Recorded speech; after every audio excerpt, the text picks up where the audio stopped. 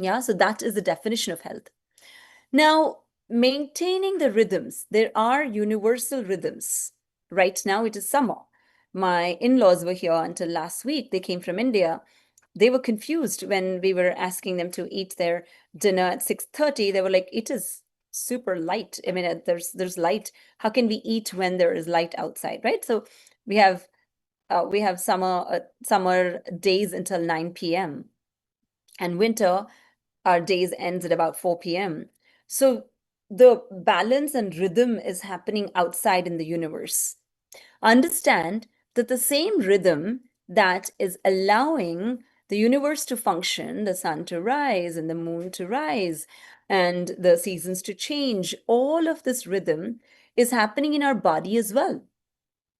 The hormones that come up during the beginning of our menstrual cycle, mid cycle, end of the cycle, or what happens, what are the kind of hormones that are released in the beginning of the day, midday, end of the day? What is that rhythm that is allowing us to understand? Right now, it's evening. We're almost there. I mean, we've done a lot of work in the day, and this is the time for winding down. Ideally, this is the time that we're supposed to be winding down, taking a good cup of chai and chai pe charcha, right? Having like a conversation with our friends, understanding what's happening, talking to them about what is happening, what has happened throughout the day. That's the rhythm that has been built, and these rhythms have been maintained throughout the time. So these rhythms, because they were disturbed, and we're going to talk about how the disturbance has happened. That disturbance has created the disturbance in the doshas, in the Agni, in your tissues, in the waste management system, and the mind as well. Yeah. So that is what we're going to talk about. Now we're going to elaborate a little bit more about this definition of health and what this Agni concept is, what this digestive fire concept is, because it's unique to Ayurveda. Elaborating the Agni concept. Agni is digestive fire. I know I use the terminology here, but I just wanted all of us to even be familiar with the terminology, and that's why I use the word Agni here. But understand, Agni is your digestive fire. It's really your enzymes that are breaking down the food, our lipase, pancreas, all of these enzymes that are breaking down the food comprises of Agni. Now, if your oven is functioning and working at 350 degrees Fahrenheit, then you'll be able to bake your cookies. You can put your cookie dough and your cookies are going to be baked properly and you can happily eat your cookie. Imagine the same oven goes up to 500 degrees Fahrenheit. What's going to happen to your cookies? They're going to be burned and charred. Imagine if your oven does not heat up beyond 100 degrees Fahrenheit, then the cookie stays back without converting into a cookie dough stays back without converting into a cookie, right? So that is what we're talking about. We're talking about balanced Agni. Exactly what Dr. Molina has mentioned earlier. That's what's written in Bhagavad Gita also. There's nothing, it's always that balance. There's nothing low or nothing high. This balanced Agni, we're talking about that kitchen fire, that oven that is responsible for the conversion of our food into tissues. We've all eaten our breakfast, our lunch. What is happening to all of that? You're still maintaining the weight that you have. You're maintaining your 100, 110, 125 pounds forever. Or maybe you put on some weight and maybe you lose some weight. But generally, when you get to a certain age, you maintain that same weight, even though you're eating your food. What is that phenomenon that is allowing this conversion? That phenomenon is balanced Agni. That is what is responsible for converting your oatmeal or your avocado or your sausage, whatever you've eaten, into your plasma, into your blood, into your muscle, your fat, your bones. All of these are formed. So next time when you're eating that French fries, when you're drinking that cold smoothie in the night, remember that this same thing is converting into your body. Yeah. If Agni is more than normal, it can burn your essential tissues. This is what happens in inflammation, right? Autoimmune condition. What is an autoimmune condition? Where your own immunity is eating up your own tissues. When the heat in the body is much more than what is necessary, that is when this burning of the tissues is going to happen. And if you have less Agni, if you have weak Agni, weak digestive fire, then you're easily succumb to diseases and viruses. When COVID happened, we never knew what to expect. We never knew why some people were exposed and why some people were not. So this is a phenomenon in Ayurveda. We talk about weak Agni. So if you have weak Agni, it will not digest, even though you eat the best of the foods. A lot of time people come to me. They're like, I'm eating the best possible food. I still am experiencing this. So we have to correct that digestive fire, right? So that is the Agni concept. Now, to maintain all of this, to maintain this health properly, there are 3 pillars that are mentioned in Ayurveda. We call them Traya Upastambha. These 3 pillars that are present in Ayurveda is what we're going to talk about next. And I would like for you to put your utmost attention here, because I believe that this is the same that is a motto of South Asian Heart Center as well, where the first pillar is the food guidelines. Eating warm and moist foods. Remember, our body temperature is always temperate. It is warm and moist. If you look at your abdomen, the kind of temperature that you have is always warm and moist. It is not hot and dry like Arizona, or it is not cold as in Alaska, right? Because you know that in Arizona, there's only so much that can grow. In Alaska, there's only so much of, there's not a lot of flora and fauna in Arizona or in Alaska compared to in Florida. Because in Florida, it's always warm and moist. So this is the first and foremost thing that we have to remember when we're eating our food. Am I maintaining that warmth and moist still? Or is this food disturbing that environment inside? When you're eating that cold ice cream in the night, oh, this is going to create cold environment. If this creates cold environment, then this disrupts my digestive fire. If this disrupts my digestive fire, then it will not digest whatever I have eaten. Then this stays back. Remember cookie dough, and that cookie dough stinks and smells and creates all of the problems that we have spoken about. So whenever we are eating, this is the first and foremost thing that we have to remember. Again, reheating food does not add more fire. When I'm saying warm and moist, when you have cooked it, that's when it has that inherent heat, the heat that it already has inside, not introducing heat by microwaving it later. The original fire carries over. Your fire can talk to the fire in the food, will be able to break it down, will be able to make it again. Yeah, so that is the most important thing that I wanted to let you know about. And measure your meals into 4 portions. Eat only 3/4 your capacity. Eat 2 parts of solid and 1 part of liquid. Always remember, when you're making a pot full of pasta, if you're cooking pasta, if a pot can handle cooking half a pack of pasta, and you cram in a full pack of pasta into it, you can imagine what's going to happen. Half of the pasta is going to be cooked, half of it is not going to be cooked. It's going to be overflowing. At least it overflows and comes out of the stove.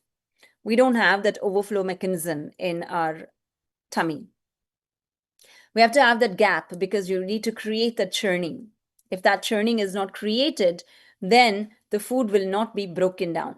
every time remember this concept that food that is eaten must be broken down. So 2 parts of solid and 1 part of liquid, which allows for that proper bolus to be formed.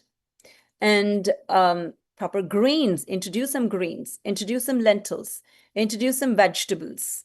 And if you are a meat eater, and this is very important that we talk about in Ayurveda, that we do not talk about converting a meat eater into a vegetarian or a vegetarian into a meat eater, because your genetics are made in such a way that they can break down the food that it is used to from ancestors, right?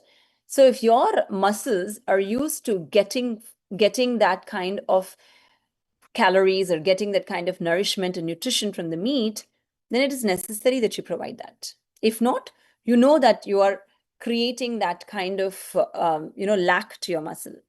And we'll talk a little bit about it. If you have any questions, I'm happy to answer that questions, because I myself grew up as a meat eater, but I quit eating meat for the past 18 years. And that is more of a spiritual reasons. But I do know that physically, it is not the right thing to do for my physical tissues, right? So that is something that you should know when you're making that switch. So introducing proper amount. So we're not talking about calories here.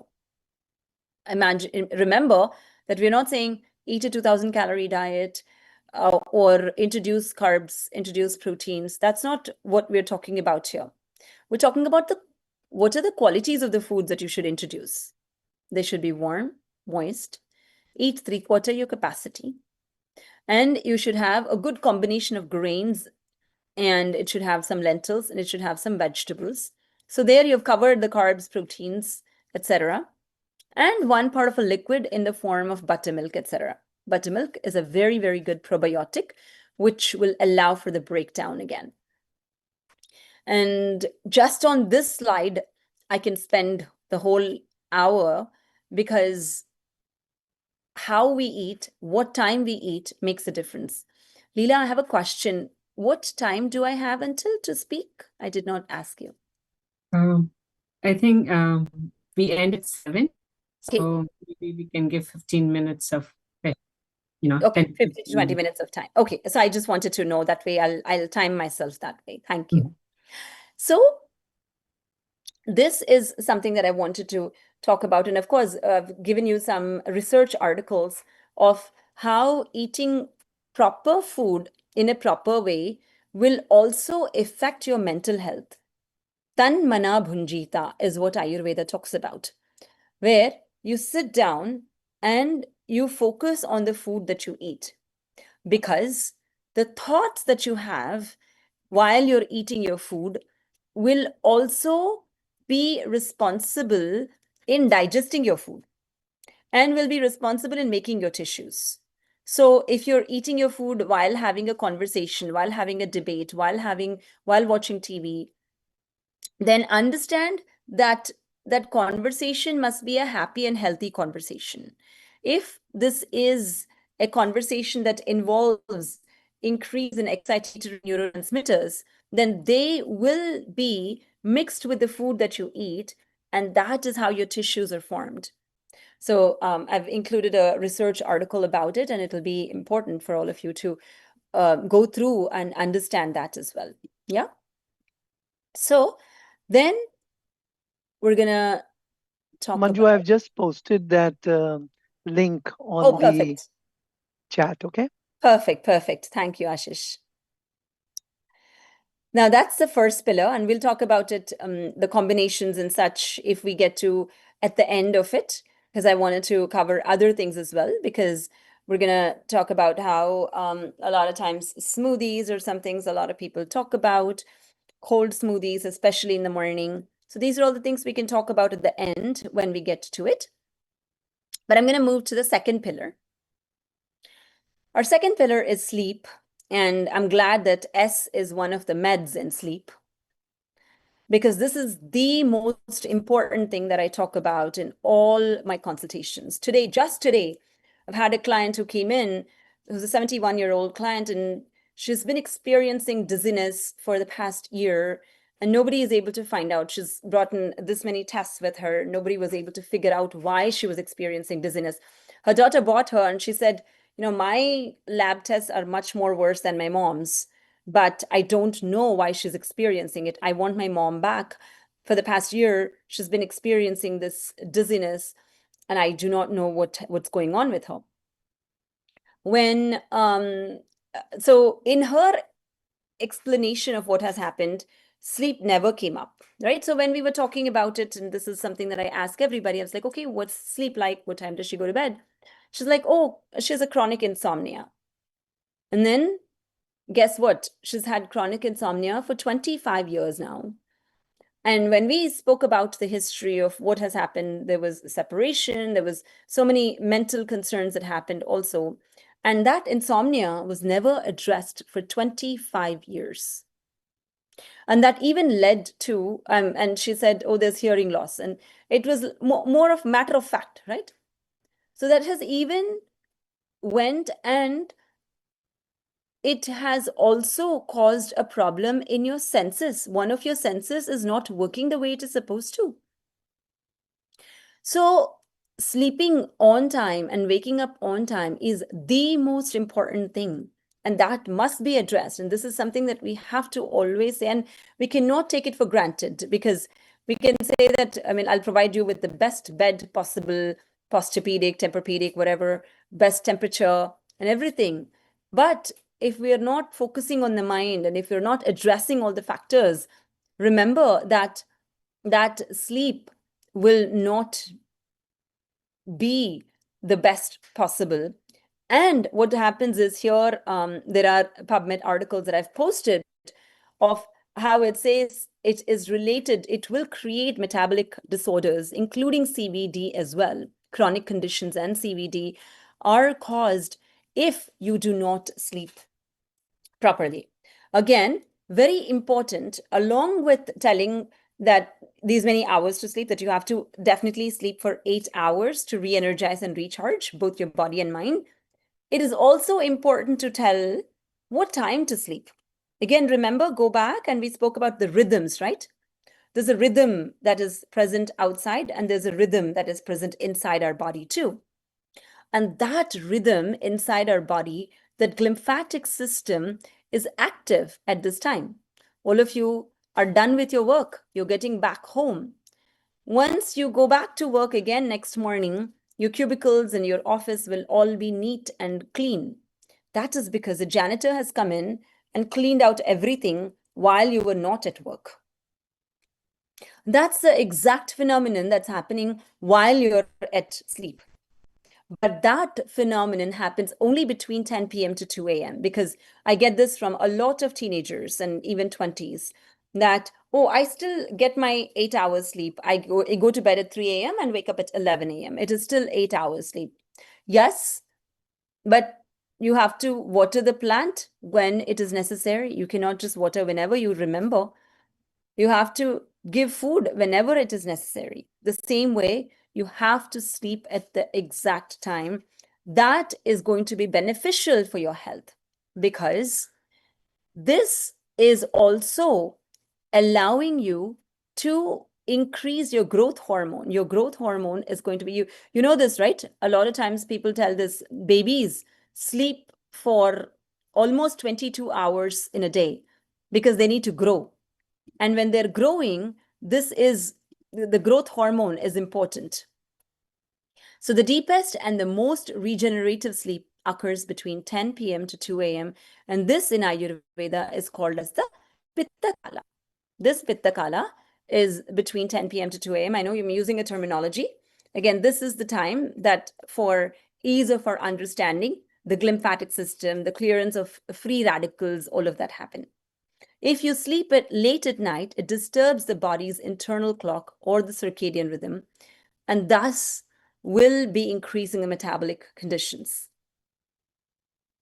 Sleeping right this is the easiest way, no? You don't have to go enroll in a program or enroll somewhere for you to have that proper tissues, nourishing tissues. Yeah.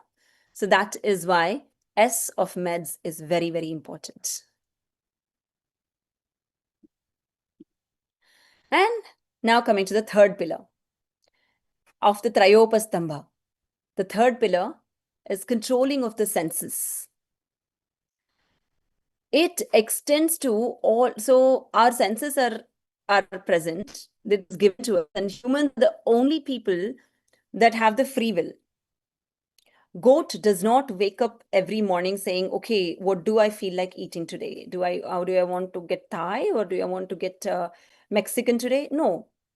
The same grass, it will chew and chew and chew every single day, and it doesn't get bored. And the same thing with every animal and every bird, that's what happens.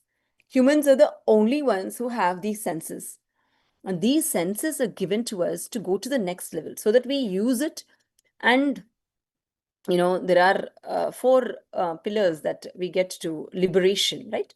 Dharma, righteousness; artha, and earning the money; kama, doing things properly, and then get liberation from this. And that is why the senses are given to us. But in the modernization, what we have done is we've used our senses to the maximum, especially our tongue. We want to eat Thai one day, Mexican one day. Everything is available at our fingertips. We can DoorDash anything and get anything at any time of the day. And the same thing happened today. I was talking to someone and said, maybe finish your dinner by 7:30 because they were experiencing some acidity. I said they were eating at 10:30. I said, okay, let's just try and see if you can finish your dinner at 7:30. The question that was asked was, but what if I'm not able to sleep? What if that dinner is not enough for me? What I ate at 7:30, what if it's not enough for me? She's in her 60s. I was asking her, would you ask the same question? Would your mom's generation or would your grandparents' generation ask the same question? Because they did not have a choice but to shut the shop before light goes off, before the night comes in, right? There was no electricity, there was no bulbs. So they had to shut the shop and they had to finish whatever they were cooking when the light was there. So instead of the reason we're not able to sleep, the reason we don't feel that satiety is our mind keeps working. And to shut that mind down, we are giving food to our tongue. We are satisfying our mind by indulging in the senses. That could be indulging in the sense of watching Netflix. That could be indulging, eating food. All of these activities, right? So we spoke about, we know about how dopamine surge has increased, and this dopamine surge is what is creating all of the problems when you're not in control. And this is where addiction happens, and we could become slave of our senses. Instead of using it to our advantage, we're becoming slave of our senses. So body tries to maintain the equilibrium. And when it is trying to maintain the equilibrium, if you are experiencing that high by playing a video game for 20 minutes one day, and you do that for 7 days, by the end of 7 days, because body is trying to maintain equilibrium, it will not get that high because your dopamine keeps increasing. You would have to play for 30 minutes to get the same high. You would have to play for 40 minutes. So that is how we become slaves to our senses. And it could be all of it. Not just the video games, eating, watching, hearing, smelling, all of this can be. So that is why this is also the important pillar. Just like how food is one of the pillars and sleep is the other pillar, senses, controlling your senses is also the third pillar. And we'll talk about how to incorporate all of these. Yeah. So now we'll talk about electrification and chronic diseases. We've touched upon this when I spoke about my client that came in today, that between 1930 to 1950 is when electrification movement began. This allowed us to play with the kala, with the rhythms. This dysregulated our habit patterns and rhythms. I have teenagers in the house and they feel that it is a sin if they go to bed before 12 in the midnight. They're like, wow, mom, it's summer. who sleeps at 12, who sleeps before 12, right? So that is how we're playing with our own rhythms. And interestingly, and if you can post this article also, Ashish, we've seen that chronic disease and cardiovascular diseases have seen a massive surge in 1940. This is when electrification has increased. And today, 70% of all the deaths are linked to these chronic diseases. So we can see the correlation of how, in the name of modernization, in the name of how we're using things to help us, we have created a problem. Right? So this is very, very important for us to know, that electrification. And I am also surprised when I go to India now, I have not seen so many restaurants growing up, and I have not seen so many hospitals growing up. These are the two lucrative businesses that I'm seeing. And I'm sure when we do a research on that and when we look at it, we'll see a correlation between the increase in the restaurant business. Sorry, if we have any restaurant owners here, don't beat me up. But I'm just stating the fact of how the electrification and chronic diseases, there is a correlation between that. And they've done a research on centenarians, people who've lived past 100. And people who've lived past 100 usually are in the low socioeconomic strata, which means they're not eating any superfoods. They don't wake up and say, let me make this smoothie today. Let me eat this super green today. I want to introduce this, chia seeds. I have to introduce this today. No, whatever generations have been given to them, that's what they've been eating. And they don't have a refrigeration concept. And those are the people that have lived past 100. Again, living does not mean just living like that, but living healthy way, just like how we have discussed in the beginning. So this, I found it very, very interesting. And this should also put a stamp on what we have spoken about so far in all the three pillars of food, sleep, and senses. So bringing the balance. How can we bring balance? Now, not only can I just give you what the problems are, not only can I tell you what it is, but I have to tell you, how can we bring them back to balance, and how can we be in charge of our own health? What is Ayurveda saying it?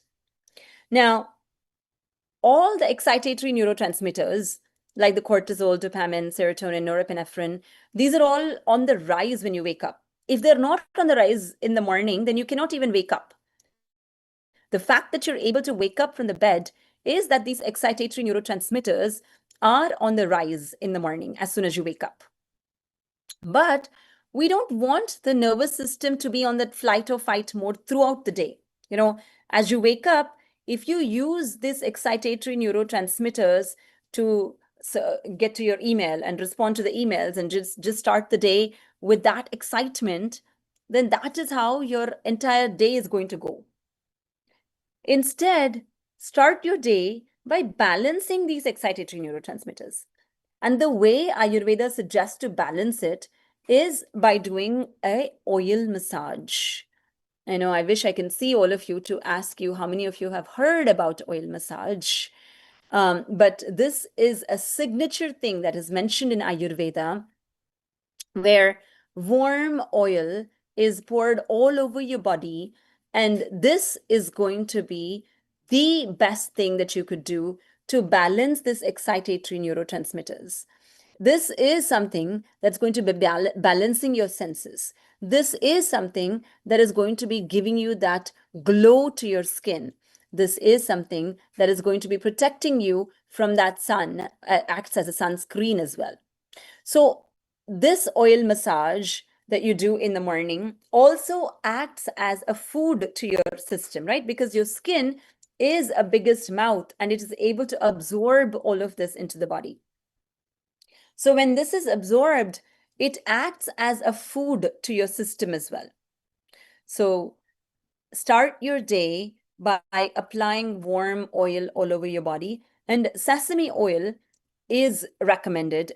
And this sesame oil is a big booster for both calcium and magnesium, which lowers cortisol levels, right? And we have seen that magnesium incorporation, and now you can see that a lot of medical doctors are recommending including magnesium in your diet and including magnesium supplements, because this is known to reducing your metabolic conditions like CVD as well. So sesame is a big booster for both calcium and magnesium. That's why oil massage with sesame oil, it will reset your circadian rhythm, because what is happening in the body? It is that equilibrium that is maintained. And for that equilibrium to be maintained, you are providing it to the body. You're providing that oil massage. And then morning sunlight and exercise to reset the circadian rhythm.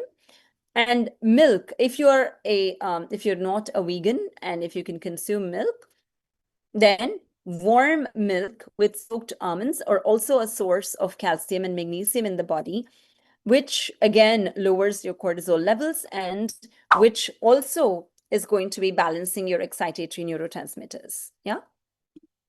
Leela, I'm not looking at the chat. It's okay not to look at the chat. No, I know there are some messages that are coming up. Yes. Going to be at the end. We'll take it at the end of the session. Okay, sounds good. So that is how we're going to be bringing the balance. And this is a science behind. This is how I'm talking about how the ancient Vedic science is meeting modern medicine, where modern medicine is talking about calcium and magnesium is important. You include that as supplements to lower your cortisol levels, reduce your CVD. And the same thing Ayurveda has mentioned 5,000 years ago in the form of warm oil massages, in the form of atapa sevana, which is exposing yourself to sunlight. Again, you don't have to have a direct sunlight, but exposing yourself to sunlight, doing exercise in the morning, and including your breakfast in the form of warm milk and soaked almonds. So this rhythm, how are you going to create a rhythm, right? Remember that you want to create that so far, don't forget about what has happened so far. Today's a new day. We're going to create a new rhythm. You have to unlock the potential. Remember that gastrin is high in the midday, and this is responsible for breaking down of the food. And Ayurveda has mentioned that Pitta Kala, which is when the sun is at its peak, 10 a.m. to 2 p.m., is when you have to eat your meal.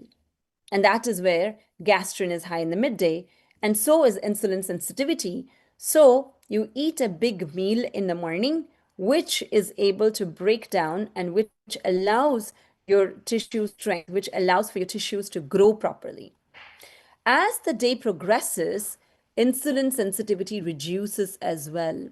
Something that is very important for us to go back and understand, because we're used to working so much, and especially a lot of my clients come and work for big software companies, and there's always a working lunch. There's no time for you to eat. So you're rushing, and the only time that you get to eat is in the evening when you get home. When you get home, you want to relax and have a lavish, elaborate dinner. But remember, we're then not working according to the rhythms that are created for us outside the universe. The rhythm is created in such a way that the meal is digested very well in the midday. So regardless of where you're working, how you're working, it is important that you take a break between 10:30 to 12:30. Take a break and eat a big meal at that time. Tan mana bhunjita. Eat a big meal, and then as the day progresses, insulin sensitivity reduces, no? So you want to eat a smaller meal at that time. So with knowing all of this, how must your typical day be? Start your day with exercise. Abhyanga is an oil massage that we spoke about to balance the excitatory neurotransmitters like cortisol. Afternoon meal, eat your big meal in the afternoon as gastrin is high and insulin sensitivity is also high. And evening routine, include some breath work, because evening, remember, at about 3 or 4, call it as an afternoon slump, right? At that time, incorporate some herbal tea, not coffee. And Ashish, maybe you can add this also as a reference. Coffee is known to block adenosine, which is a neurotransmitter that is released in the evening, which helps with sleep pressure. If you're adding coffee at that time, it blocks the adenosine and it will mask your ability to be able to sleep late in the night, right? Because this neurotransmitter is blocking adenosine. So, including some breath work in the evening and herbal tea in the evening as cortisol and dopamine drops.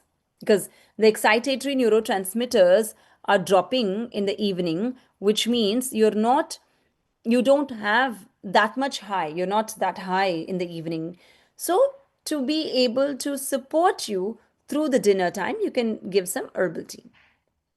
And then eat light dinner and go to bed at 10 p.m. as melatonin is high and insulin resistance is also high. So this must be your typical day. Now we'll talk about typical night. Growth hormone, like we spoke about earlier, is activated at night. And thinking, that's what I spoke about the other client that I saw today, that she's been experiencing a lot of trauma for the past 25 years. And that trauma creates and increases a lot of neurotransmitters. And that creates substance in the body. We think that the thoughts that we have are just thoughts and they don't have a form. These thoughts are the one that can create a form later on. How many of times have you experienced this? That something has been manifested in your life, and whatever has been manifested is something that you have already thought about maybe few years back. This has happened to me several times. Anything that comes to me in my life, that is something that I have always thought about. But also during this process, there is a lot of debris that's created. That cleansing needs to happen. And that cleansing is happening at the night. So deep sleep, we spoke about all that, 10 p.m. to 2 a.m. Lack of sleep declines the lymphatic system, and thus the debris is not removed, and thus can increase metabolic conditions and even CVD. The reason I included more of the CVD is I know a lot of us here are concerned about heart, and that's why I included all the articles related to CVD. So how does ancient approach meet modern science? Abhyanga reduces excitatory neurotransmitters, including good fats, including ghee in the diet, clarified butter, avocado, good fats, because you have a lot of juices in the body that are necessary to function. Your white matter must function so that you're able to absorb things. Whatever you're hearing, you must absorb and retain it. And that retention is going to happen only if your fat tissue functions properly, no? If not, it doesn't function properly. You will not have that much of a retention. So that is the collagen that the modern science talks about. Breath work, introducing breath work, because your mind and the outside layer of your mind is the breath, and the outside layer of your breath is the body.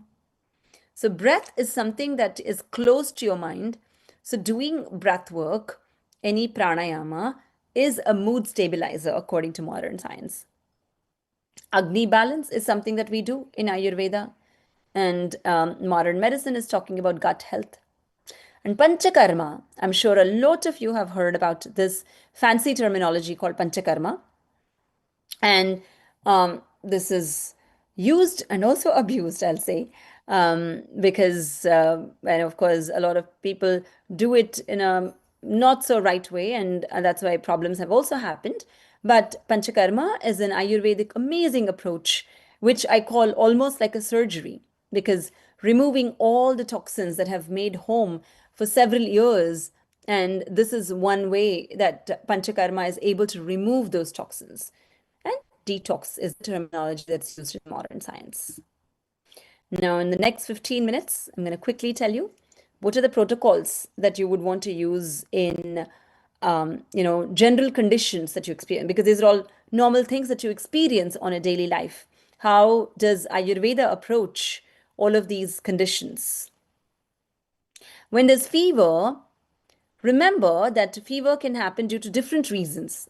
It can happen if you were studying for your exams and you did not sleep at all for the past 1 week or 10 days, and you did not eat well, sleep well, you were just studying, and your tissues are all burnt out.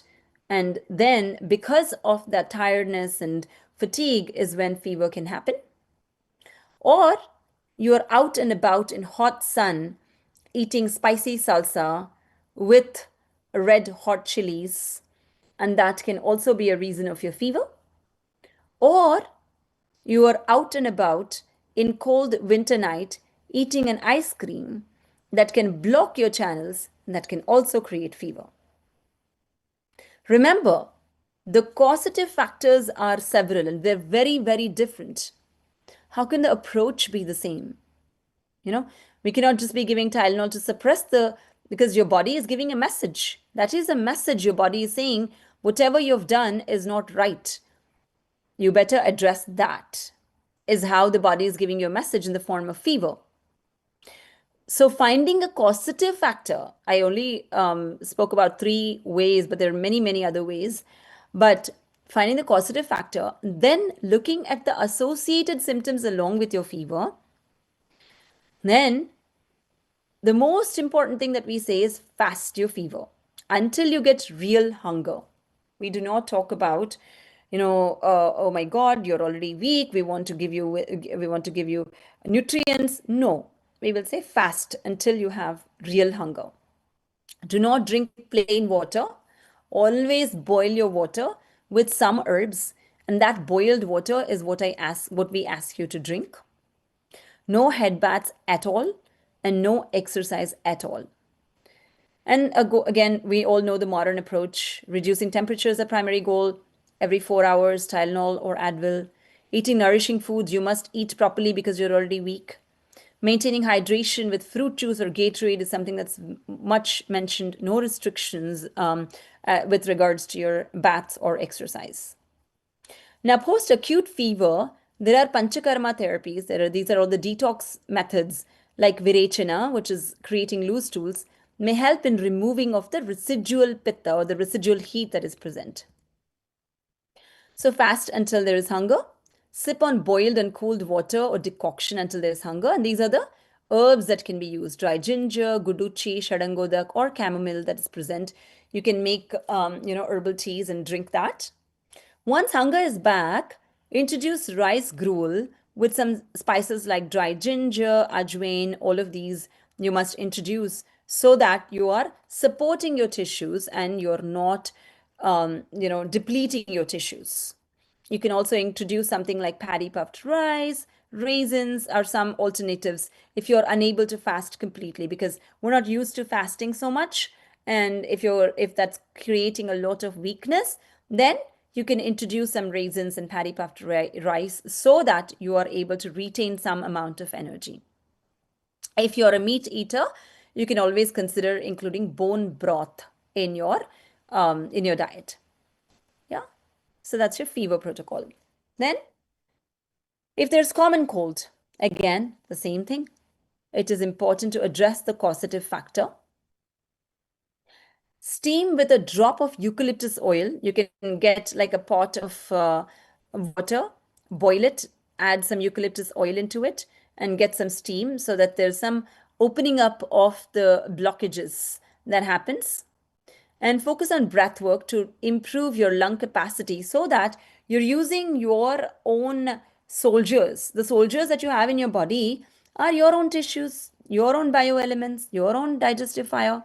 These are the soldiers that you must use. This is your team that you must use when you're experiencing any of this. So focus on breath work to improve your nasal capacity.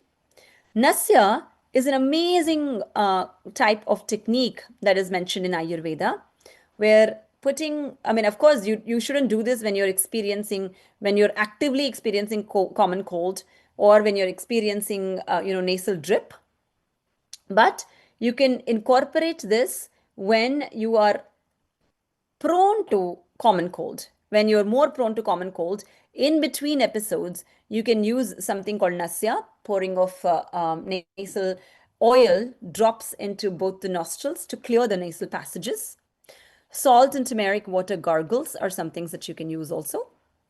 Again, modern approach is no emphasis on breath, decongestant nasal sprays, which mechanically opens up the pathways, and local anesthetic sprays to numb what is happening in the throat. Because if there is any pain or any of the burning that you're experiencing, there are local anesthetic sprays that can be used to numb it. But again, I'm going to repeat this one more time. These are all the messages that our body is giving us. Let's listen to those messages. Nasya and steam therapy are both part of Panchakarma and are beneficial for chronic respiratory conditions. Allergies, same thing.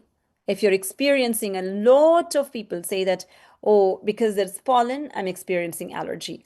And the place that I'm living in the street that I'm living in, luckily all the trees are alive.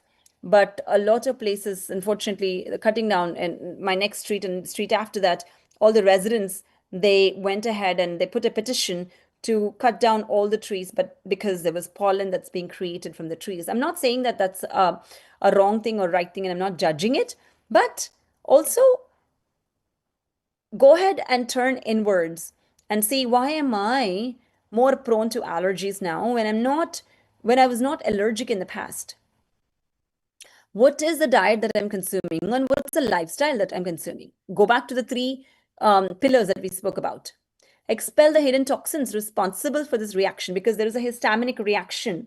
We're so used to popping a Zyrtec or a Claritin, and we're stopping that histaminic reaction. But let's see what are the toxins that are reacting with the pollen, because there's this sticky toxin, this pollen gets attacked, and that's when allergies are seen. Long-term commitment but treats from the root. Worsening of the condition and spreading to different organs will not happen. Acquire immunity naturally following lifestyle and don't have to worry about external pollutants. While modern approach, you can read it, worsening of the condition is a possibility. Acquire instant immunity with vaccination is one option.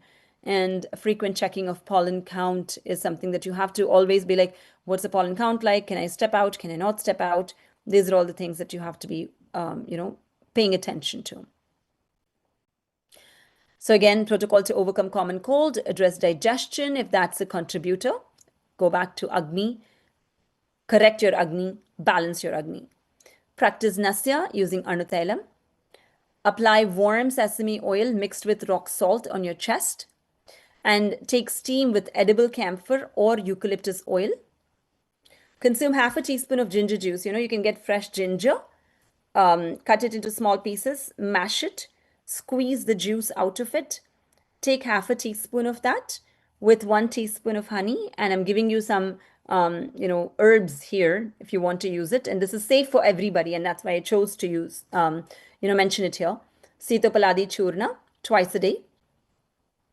Gargle using warm water mixed with salt and turmeric. Eat light and warm foods. And then again, last one, I'm rushing because I want to be able to take more questions and I don't want to be leaving all the questions.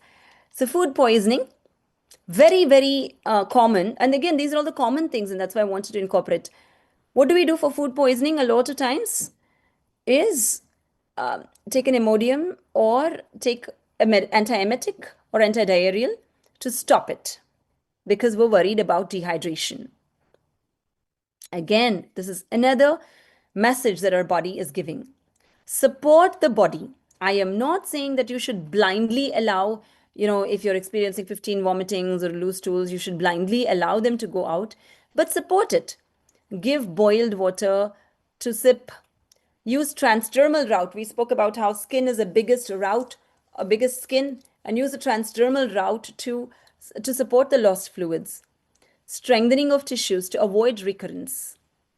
Yeah, so that is how you must provide. And the next slide will tell. Take 1/4 teaspoon of, just 2 days back, I've had a client call me and she said, I don't know what happened. I went to a restaurant and I've had 15 loose stools so far today. What do you want me to do?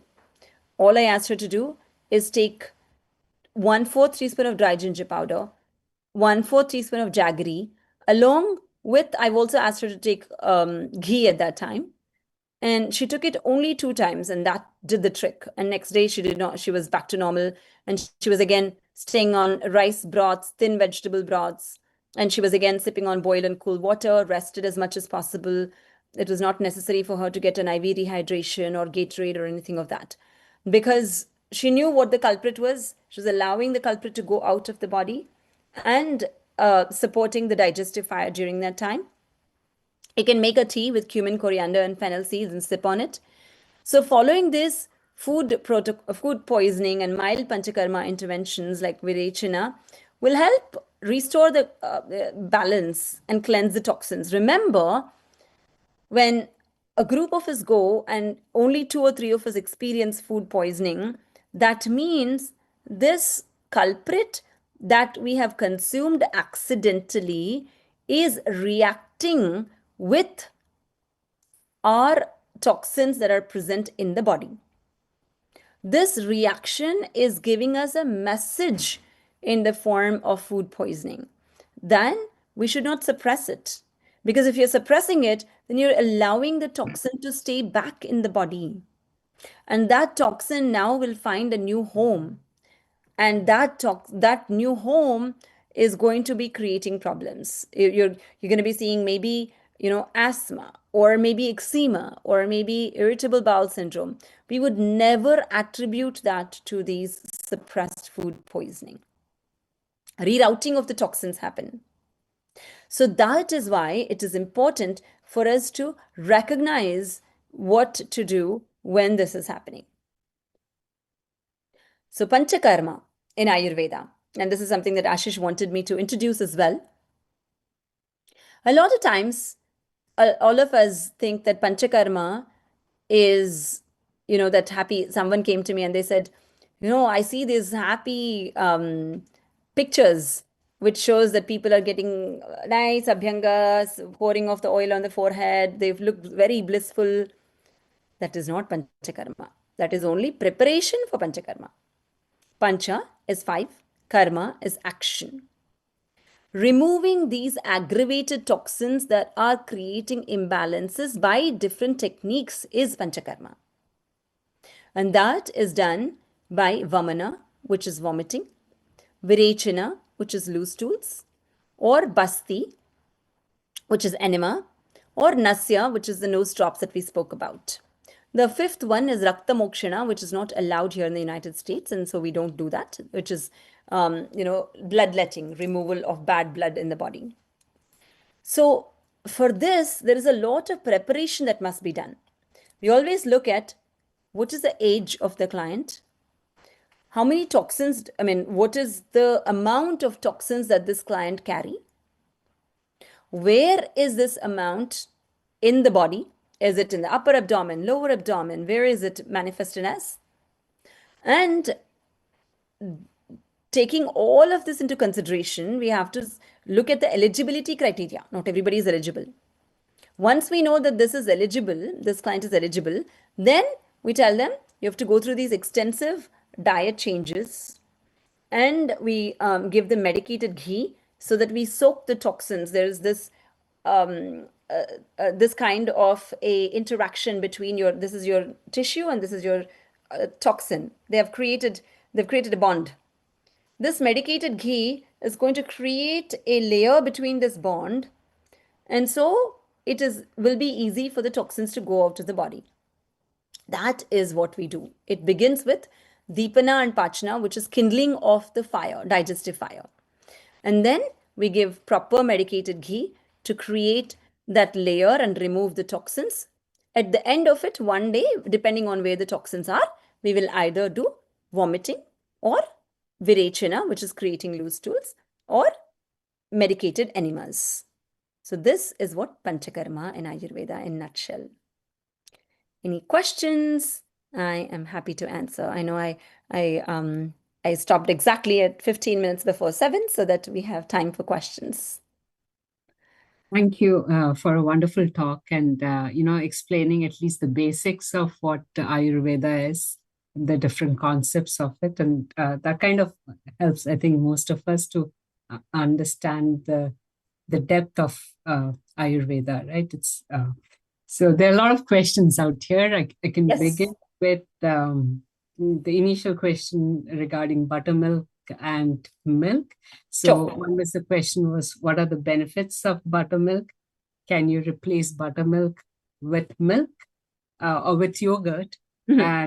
And on the same scale, if you're not able to handle like milk, then can you use almond milk or any of the nut? And this is a very common question, right, Leela? So buttermilk and yogurt, I call it as yogurt as a pregnant lady and buttermilk as a lady that has just delivered the child. Because when you look at the properties of both of them, yogurt has that sticky property and it can block the channels. But buttermilk, when you drink it, it does not have the sticky property. Again, buttermilk, I'm not talking about the commercial one that's available. But maybe getting one part of yogurt, adding 4 parts of water to it, churn it really, really well until it becomes very thin and a uniform liquid. And that when you drink, you already feel that there's a throat choke. That is how it allows for the cleansing of the channels along with creating the probiotic. Yogurt is a probiotic, there's no doubt.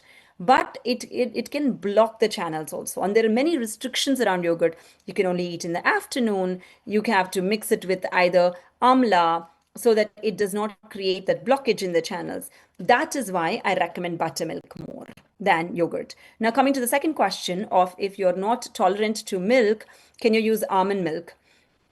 You can absolutely use almond milk, but do not expect the results that you would get from the actual animal milk, because the whole protein that you get from here is not the same from the almond milk, because it depends on where you're getting it from. You'll get the properties of almonds if you drink almond milk. You cannot get the benefits of a animal, the protein that you get from there. That is not possible. And again, the fermentation is different and the process is different. However, even though I've seen this a lot with a lot of clients that come to me for bloating, indigestion, acidity. I've seen that even though milk is not something that they can handle, buttermilk in small quantities they can absolutely handle, even though when it comes from animal milk. So you can try that and let me know. Ghee is also another very, very powerful thing, introducing it. Even though milk is not tolerable to the body, ghee and buttermilk are two products that you can use from the animal source, and it can easily support you and nourish you. Thank you. Next questions. Can the negative cold effect on Agni from ice cream or salads be offset by drinking warm water at the same time? Very good question. So more than drinking with warm water, I would say adding a pinch of dry ginger powder is what I say, because that can also rekindle your Agni. And eating it in the afternoon time where your Agni is much more. And do not eat it right after your meal, because if you're eating right after your meal, you're already trying to digest your meal. You're adding this cold thing onto your meal.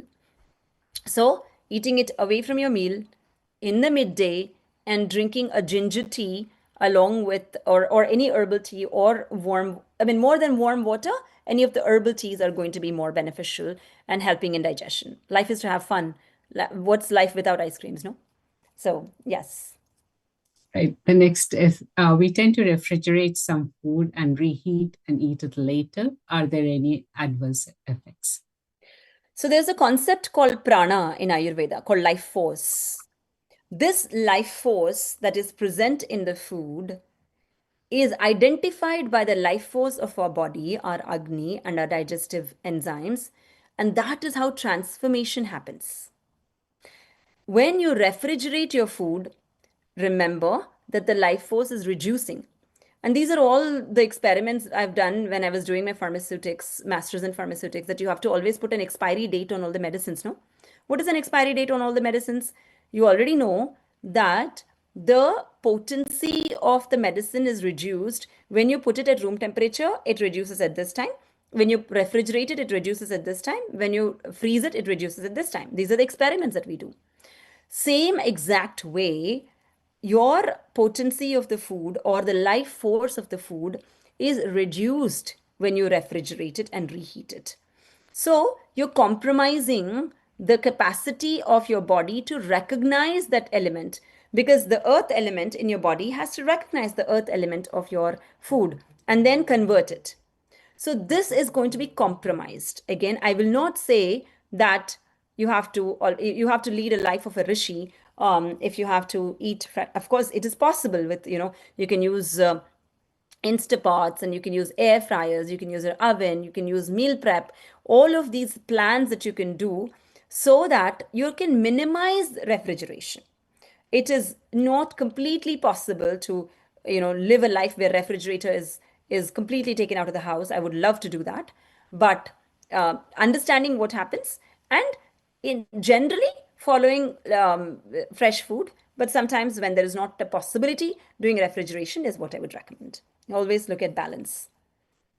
You talked about sesame oil. The question is, what kind of sesame oil can be used? Organic, unrefined sesame oil. Kevala brand is something that's available on Amazon. You can absolutely buy that. Okay. You talked about having a light dinner. What does a light dinner mean? A light dinner comprises of a soup along with grain. A little bit of a grain and a soup is a light dinner, or some grain and vegetables, mixed vegetables, cooked vegetables, along with some lentils can also be your dinner.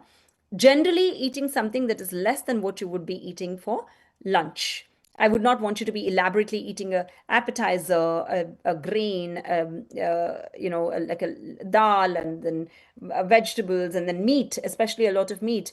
So I would want you to reduce the amount of meat that you would be eating for dinner and include more meat for lunch instead. So light is eating more grains, vegetables, and lentils or soups for dinner. Thank you. Ghee is fat and it also causes acidity. How important it is to use ghee? I've read a book by Andrew Well, who has strictly recommended not to consume ghee at all.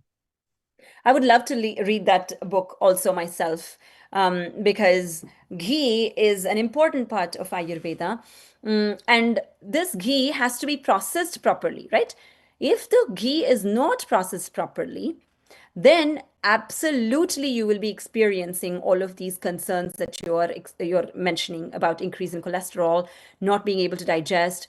It has to be a cultured butter. What is a cultured butter? Milk must first be boiled. The cream that comes from the milk has to be fermented, has to be pasteurized, and it has to be fermented again, and it becomes your yogurt. You're culturing it, and it becomes yogurt. This yogurt, you're going to be churning it really well for the butter to come out. This butter, you're going to be heating for ghee to happen, clarified butter. Most of the times, the butter that we get in the market is from the cream of the milk, when you have churned from the cream of the milk, not from the cream of the yogurt. So it's important to get A2 cultured butter and make your ghee from that, and start with only 1 teaspoon. Do not add more than that. In the beginning days, I've always forgotten to give the dosage. And one time my client came back in 2 weeks and she's like, this ghee is awful. I have so much bloating from it. I'm like, wow, what happened? I'm including 2 tablespoons for breakfast, 2 tablespoons for lunch, 2 tablespoons for dinner. I said, I never asked you to do that much. Start with 1 teaspoon, see how your body is acclimatizing to it, then increase it. Then you will know how this is going to be a superfood. Again, if you're a vegan, I would never force you to do it, but this is something that has proven to have so many benefits, and it is also known to cross your blood-brain barrier. Not a lot of fats are able to cross your blood-brain barrier as well. So ghee is known to cross your blood-brain barrier. That is why there are many medicated ghees that are present in Ayurveda, especially for manasa rogas, especially for anxiety, depression, schizophrenia, all of these conditions. We do prescribe a lot of medicated ghees, and I've seen tremendous improvement. So making sure that your digestion is first. Do no harm is the first principle of Ayurveda. While we are taking care of the manasa rogas or psychological conditions, we should not lose track of what's happening with the bloating. I cannot say, go to the gastroenterologist if you're experiencing bloating, don't come to me. I have to look at that also and address it. What's happening to your bowel movement? What is happening to this? All of this must be addressed before you give an entire treatment. You mentioned not to go for commercial buttermilk, but would it be okay to use yogurt drink? So instead of yogurt drink, what you could do is you can buy yogurt, like the plain yogurt, not the Greek yogurt, and you can add 4 parts of water to that, churn it, and make buttermilk. Yogurt drink is still very thick and it is not as beneficial. How can we control our cortisol levels? Abhyanga. Come to our clinic and we will pour oil on you all over, and we will reduce the flight or fight mode of your nervous system. And Shirodhara is something that is extremely beneficial in Ayurveda, where we pour oil on your forehead for about 40 to 50 minutes. You'll see the bliss right after. So cortisol levels, again, that's what we spoke about. These are excitatory neurotransmitters that we are thriving upon. If you have to perform, and this performance pressure is there everywhere. If you don't perform, if you're under 10%, even though you're doing your job, I was told that if you're under 10% in your team, then there's a risk of layoff. So we're constantly having to perform. And if you're constantly having to perform, this is going to be there. So Ayurveda talks about what are the things that you can do to mitigate if you know you have that kind of cortisol. I don't know if you were present in the beginning, whoever asked this question, but making sure that you sleep on time, making sure that you apply oil, making sure that you take some good almonds in your diet, and taking ghee in your diet. These are all the things that we spoke about. Some more questions on ghee. What brand of ghee do you recommend? There's something called Two Brothers, and there's Pure Indian Foods, and there's A2 More Ghee. There are 3 different brands that are present, and they're all A2 cultured ghees. And what brand of medicated ghee do you recommend? I would not recommend anybody to start any medicated ghee unless you consult an Ayurvedic physician, because there's so many medicated ghees. There's hundreds of medicated ghees, and it is all specific to everybody. And those herbs, I typically don't give any herbs out, but anything that is beneficial for everybody without any problem is what I would give. I would prefer that you consult with any Ayurvedic physician before you take any medicated ghee. Don't self. Okay, I think we have 3 minutes. Can you use MTB coconut oil? You can, but remember, if you have already a lot of clogging in your arteries, to make sure the arterial health is very important. Coconut oil is very dense. So you want to make sure that you have proper digestive fire and your arterial health is good, and include that. Start with 1 teaspoon. See how that is, and then increase that. Absolutely okay to include that as an alternative to ghee. I'm sure that's what the question was. I think we've covered, except for frozen foods. Is it okay to have frozen peas and frozen vegetables? So again, it is convenience is very important. If I were to say things, I would say have a farm for yourself, have a cow in your backyard, and grow your own vegetables. If that's not possible, at least go to a farmer's market, and those are at least a little bit fresher, and get those for some time. And you can use frozen peas. If you come to my home and you'll see some frozen peas in my refrigerator, I will not lie. So the balance is what I would talk about. I would never say, you should strictly follow this only. Balance is necessary. So as much as fresh vegetables as you can introduce is going to be beneficial. Thank you. And somebody wants to know your clinic address. Maybe you can type it in. Yes, I can send the website. Yeah. I think we are good with most questions here. Ashish, you're muted. Yeah, I just thought that we would open it up for Dr. Molina and Manju to kind of have a talk and discuss some of the things that Dr. Molina may have in his mind about Ayurveda and things that he might want to ask you as well. Well, actually, this is just sort of a statement. It's not a question. And it is how do we know? How do we acquire knowledge? So we acquire knowledge by the scientific method. And our scientific method, most recently, is about 100 to 150 years old. Sometimes even if we go all the way to Michelangelo and some of the astronomers a little bit older than that. But in Ayurveda, knowledge is also acquired by tradition. And it's a tradition of things that we have seen and done which have worked. And even though they have not gone through the rigorous experimental process, they have actually survived the test of time. And time is actually a very, very good tester for knowledge. I want to just sort of make a comment because I have gone through panchakarma treatments, and I was aware of the processes that were going through me.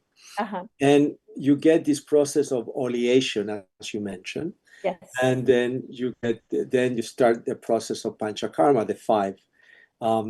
And what I recognized happening as I was going through oleation, which is you're eating large amounts of ghee as you get ready to start the treatment. What that ghee does is stimulates the secretion of bile.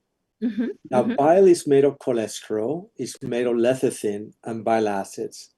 So bile, which is a soap that is required to absorb the ghee, is made of 2 products that are associated with cholesterol itself, and the bile acids that are made of cholesterol. So what happens during the process of oleation is that you increase a biliary flow, the production of bile made of the cholesterol, bile acids, and lecithin.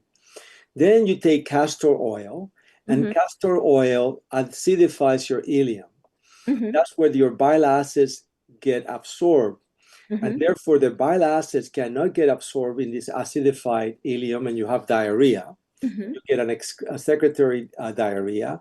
And you ultimately, what you're doing is you're excreting large amounts of cholesterol in the form of bile acids.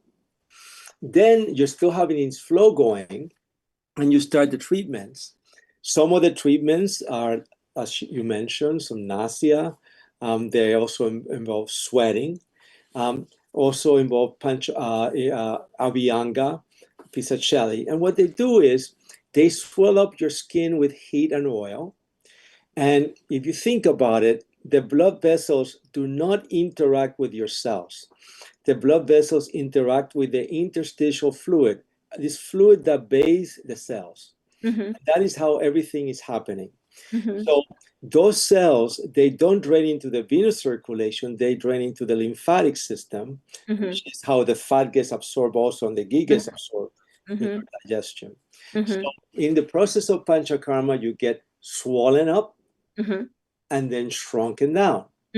And then you excrete it through the stool, asti. So what is happening is you're actually washing your cells by expanding the interstitial fluid and contracting the interstitial fluid through the bile system, through the lymphatic system, which drains into the bile, and then you excrete it through basti. So anyhow, that the other way I see it is actually what I call a poor man's panchakarma. So poor man's panchakarma is what my kids ask me when I'm at the beach and I'm just sort of standing in the water to my arm, because there is 4 millimeters of mercury pressure difference per foot between your toes and your heart. So that all the interstitial fluid that you have, that's where you get this sort of like skin that prickles. You get all this interstitial fluid pumped back by hydrostatic pressure into your lymphatic system. And then, you don't want to talk about it, but sometimes people urinate in the ocean. Yeah. And what they do is they just contract, and then when they get out of the water, they re-expand. Absolutely. Contract and you re-expand. So this, panchakarma is not magic. It's not a miracle. There's a beautiful physiologic process of bathing your cells. Beautifully mentioned, Dr. Molina. And absolutely, that's how we use the system. And again, when you said that acid is released via the bile, we also use different techniques. There is vamana, there's also releasing it upwards, right? Vomiting is also one system, and basti is also one system. Depending upon the quality of those doshas, different methods are introduced. And so grateful that you were able to articulate it so well. And I wanted to talk about acquiring knowledge. When you first mentioned, Ayurveda has spoken about 4 pramanas, is what we call. Pramanas is the way that you are able to understand the knowledge. The first one is pratyaksha, which is we're seeing it, we read in a book, someone has said that ghee should not be used, and we read in a book and we believe it. The second thing is anumana, inference.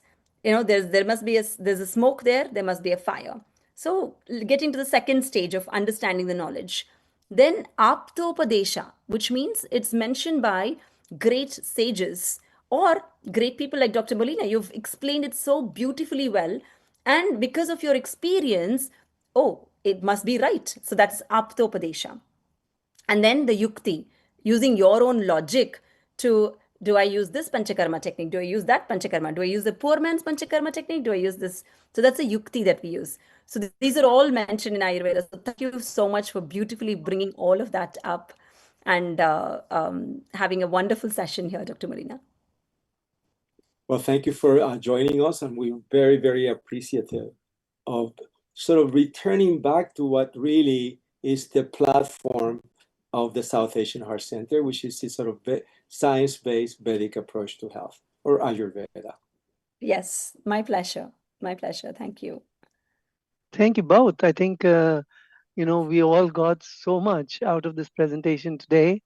And I wish that we can kind of continue a series where we can go deeper into this and, invite you again to participate and maybe invite a panel of your choice of other practitioners who can shed light and talk about different aspects and different areas of their expertise.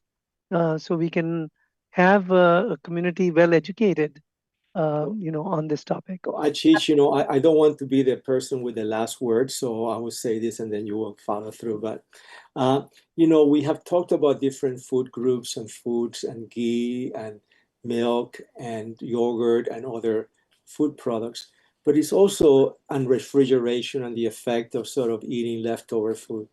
But there's also a very important quality, and that is the quality of the heart of the person who prepares the food. Of course. And I can tell you that I have never been able to prepare the pasta that my grandmother used to make. Oh. And we would tell my mother, as little kids, Mom, why can't you cook like this? Of course, it's always made out of love, and that has different qualities to it. Correct. Yeah, absolutely agree with that one. Well, with that, I think it's a good time to kind of go back to your mother's cooking, waiting for you for dinner, and kind of enjoy it in the way that Dr. Molina enjoyed his grandma's pasta. Yes, absolutely. Bye-bye. Yes, thank you so much. Thank you so much. Absolutely how you've mentioned panchakarma, it is important that we dissect it that way. This is only an introductory session, and then dissecting it in the science is going to be amazing. Bye-bye. Awesome. We have recorded this session. I'm stopping the recording now, but you will have this in a few days at the link that I had posted already. So you should be able to watch it or send it to people who have not watched this session and might benefit from it. So thank you so much. And thank you, Leela, for moderating. You were able to cover all the questions. It is always hard because there are so many of them, but you did a great job. And thank you for answering all of them. They do make the sessions. Yes. And Dr. Molina, I'm going to remember the next time I go in shoulder deep into the water, that's what it's all about. Don't say a lot. Actually, about I this. did write a paper. I was a co-author of a paper in the American Journal of Physiology about water immersion. So, I just didn't make that up. We wrote a paper on this. There was a science. There's a science behind it. Yes, there is a science behind panchakarma. So thank you so much. Enjoy the evening. Thank you. And thank you for those all the attendants who actually keep the liveliness of the huddle with all their questions and attention. Bye-bye. Yes, agree. Thank you so much. You're welcome. Okay. It's Bye-bye. given me courage to go for Panchakarma. I was like, I mean, I had heard so much, and last year my husband did, and I was like wondering. He said I should, and I was like, oh no, not my kind. But I Okay. think the analogy was a good one, what Dr. Molina said. Yes, it is. I Yeah, mean, your analogies were right on All right. and so relatable. So thank you for doing that. absolutely. My pleasure, Ashish. All All right. right. Thank you so much. Thank you. Yeah. Bye-bye. Bye. Bye-bye.